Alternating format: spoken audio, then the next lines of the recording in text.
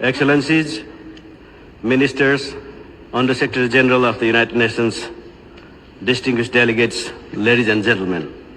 It is an honor and privilege to participate in this important summit convened at a time when global security challenges are becoming increasingly complex. Terrorism, transnational organized crimes, cybercrime, mis- and disinformation, illicit financial flows, and climate-related insecurity transcend borders and require stronger international cooperation. In this context, the role of the United Nations in protecting civilians, promoting the rule of law, and sustaining peace remains more important than ever. Nepal remains a steadfast and proud contributor to United Nations peace operations. Nepal has deployed 17,852 police personnel to UN missions worldwide, reflecting our enduring commitment to international peace and security. We remain committed to the highest standards of professionalism, integrity, and conduct.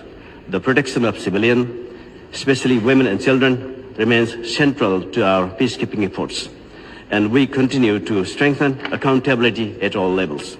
Nepal supports the enhanced utilization of specialized police capabilities, including home police units and IPOs. We also value stronger partnership in capacity building, knowledge and enhanced knowledge exchange, and operational effectiveness. Excellencies, as peace operations evolve, United Nations police must remain adaptable, professional, people-centered, technologically capable, and prepared to address emerging security challenges. The future of UN policing lies not only in responding to crises, but also in preventing conflict, strengthening the rule of law, protecting civilians, and supporting resilient national authorities.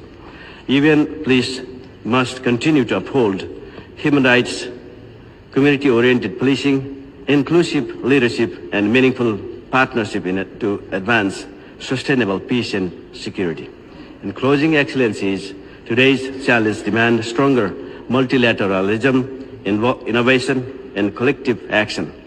Guided by professionalism and partnership, we must continue working together to advance peace, security, and the rule of law for all.